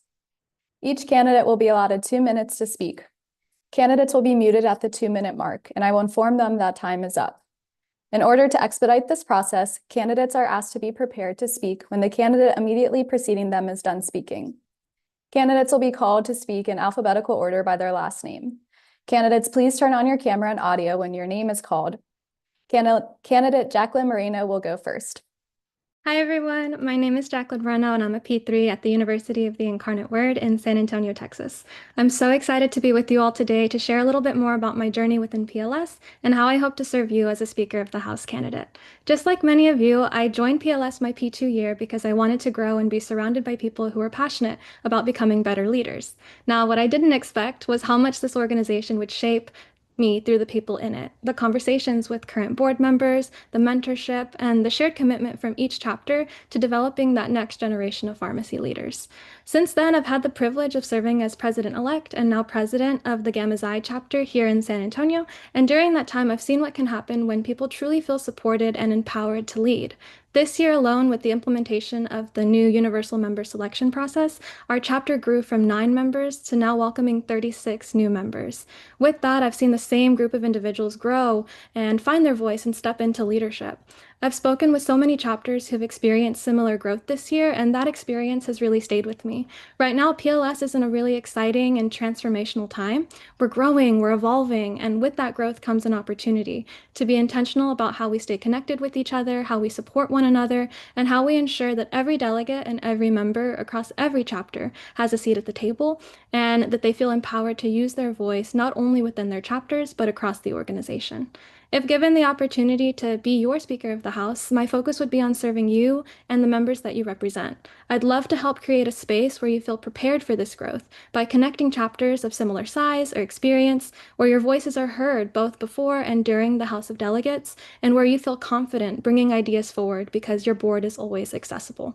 After all, I truly believe that when we're connected and supported, we don't just grow, we grow stronger together. So thank you so much for the opportunity to share my journey with you all and for everything you do within your chapters and within PLS to inspire that next generation of pharmacy leaders. Thank you.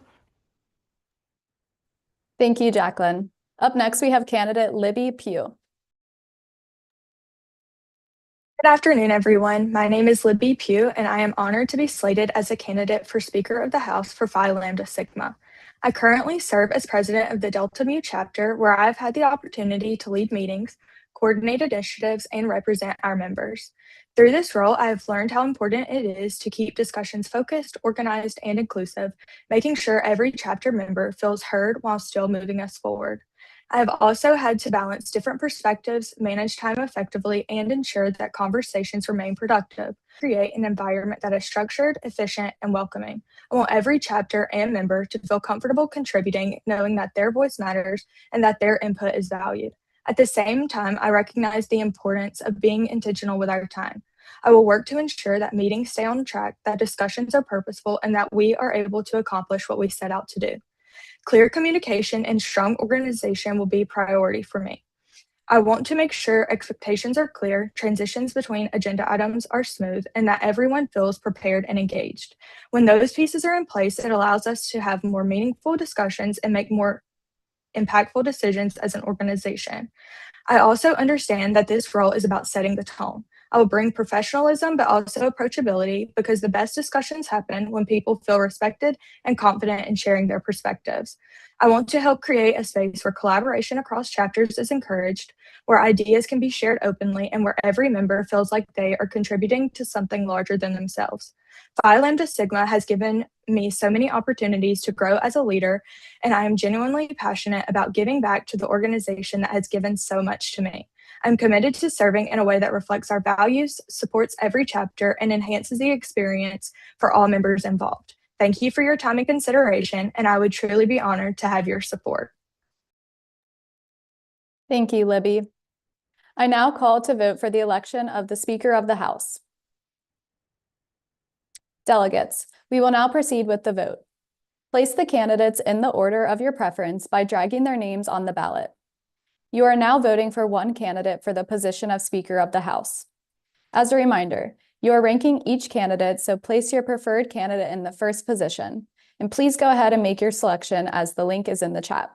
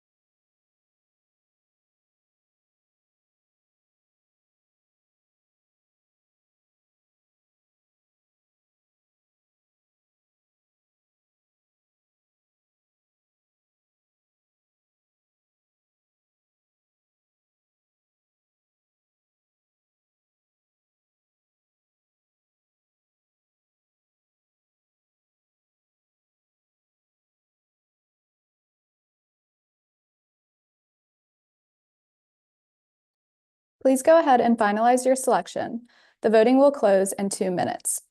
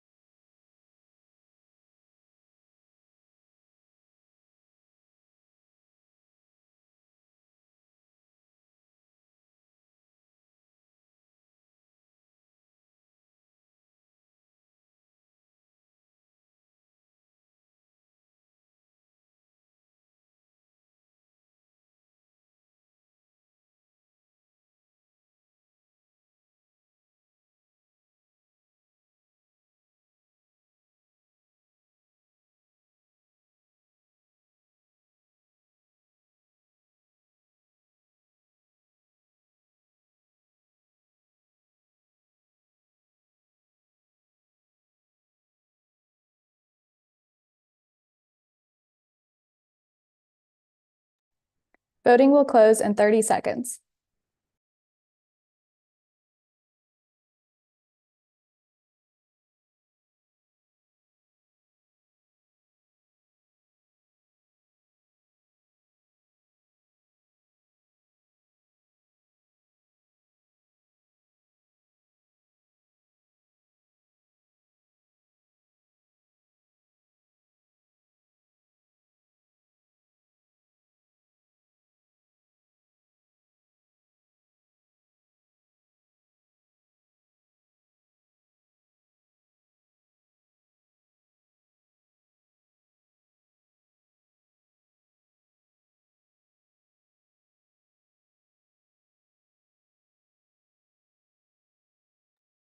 Voting is now closed. Please give us a moment to validate the results before we proceed. Thank you.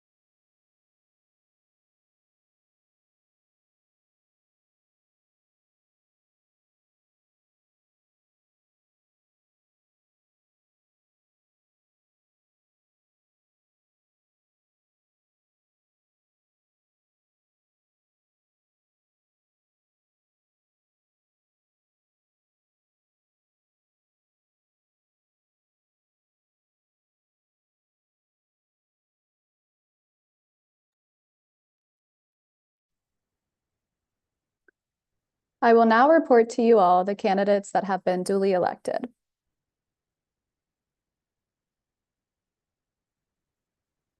One moment while we update our slides, okay? Just 1 second.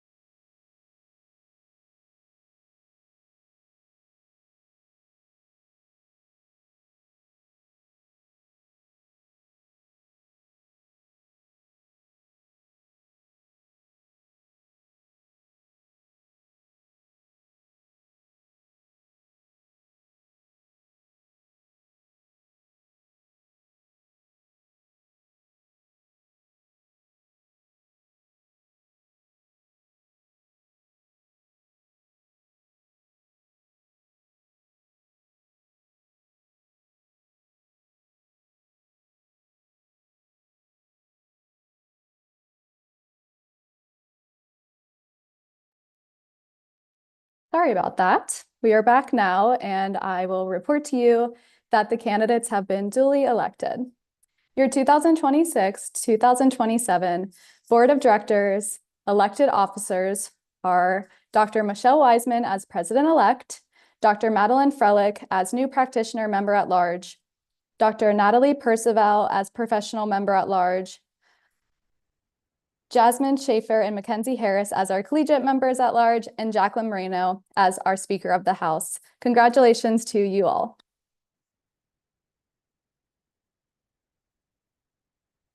I now call upon our parliamentarian, Dr. Jamie Wagner, to install the new PLS Board of Directors elected officers by administering the PLS oath of office.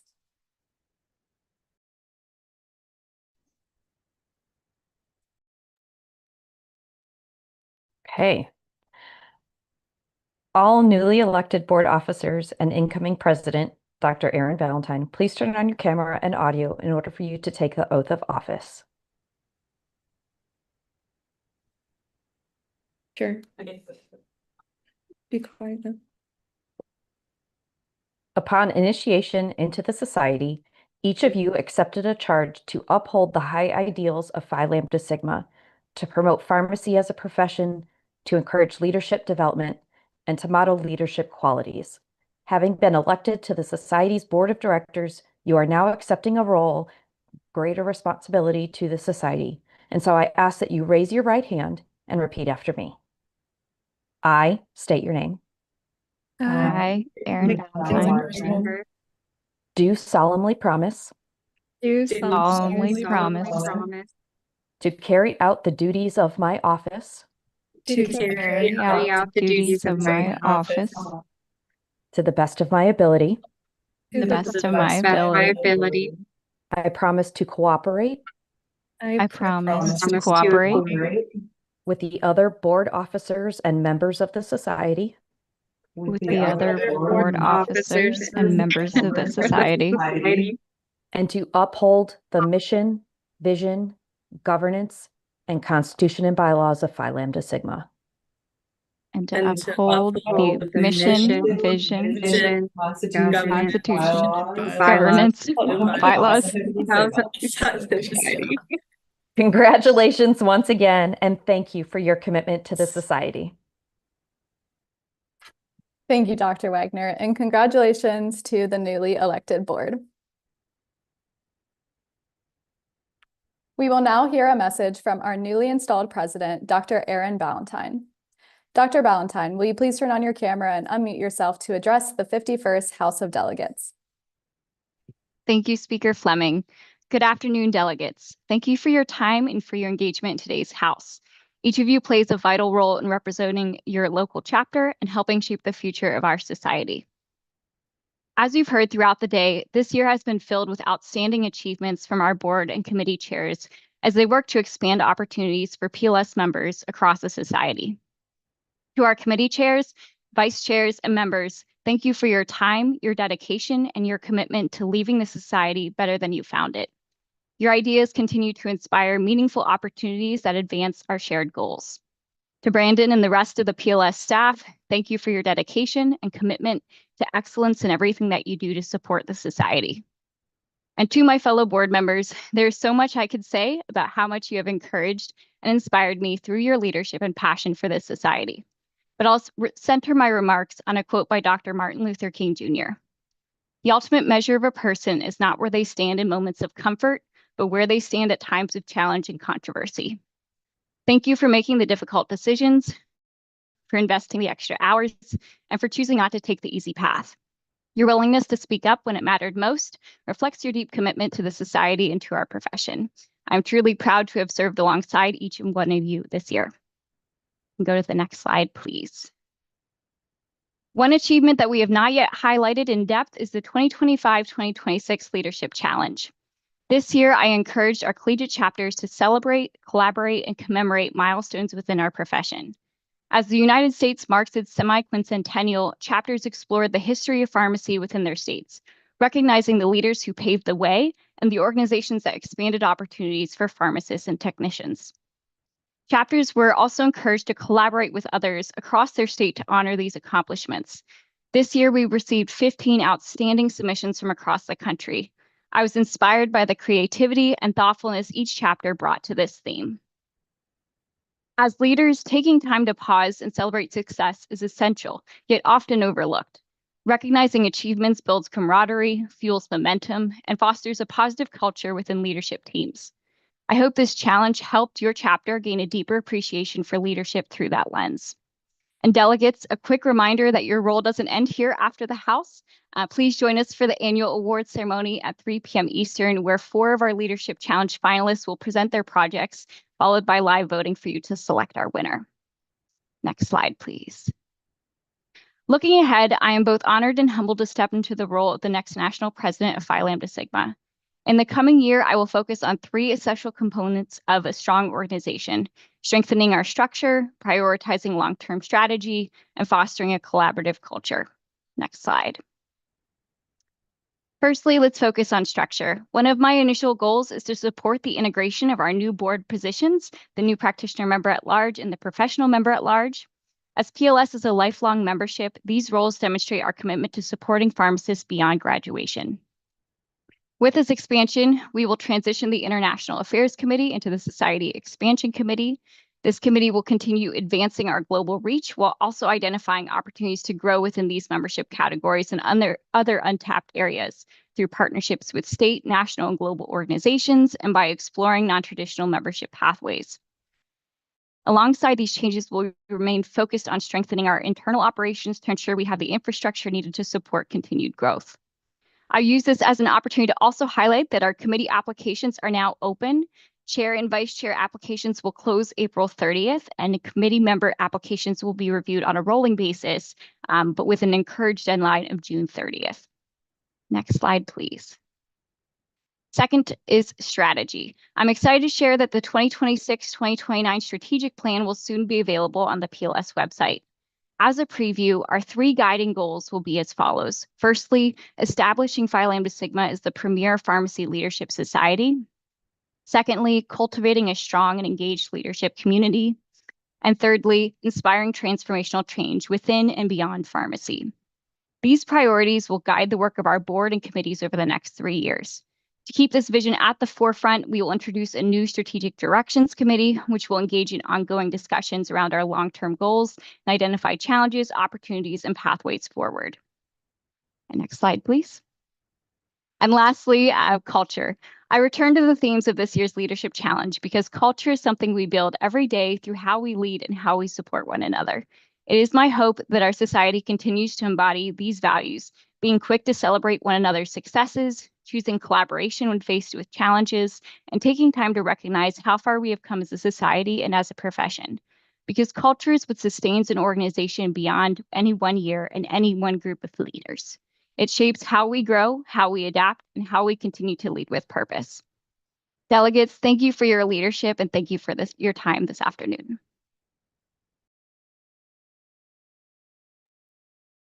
Thank you, President Ballantyne. Just a few more items of business before we close. I ask that all PLS members who have joined us for the 51st House of Delegates to please join us for the 2026 award ceremony, which will begin at 3 p.m. Eastern Standard Time today. And the link has been posted, I believe, in the chat and also on the PLS webpage. I also ask that all newly elected officers and current board members remain on this call and be available throughout and after the award ceremony so that the board of directors may personally congratulate you all. I now request a motion for the adjournment of the 51st House of Delegates session. We ask that the delegate type the word motion in the chat. Motion from Alpha Thigh. Is there a second to the motion? Second from Alpha Alpha. Is there any discussion on the motion? If so, please select the raise hand option.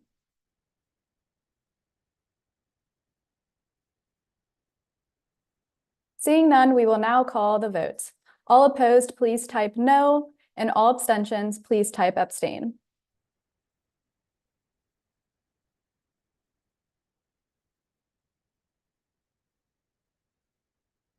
The motion to adjourn the 51st House of Delegates session has passed, and I now declare this House of Delegates adjourned.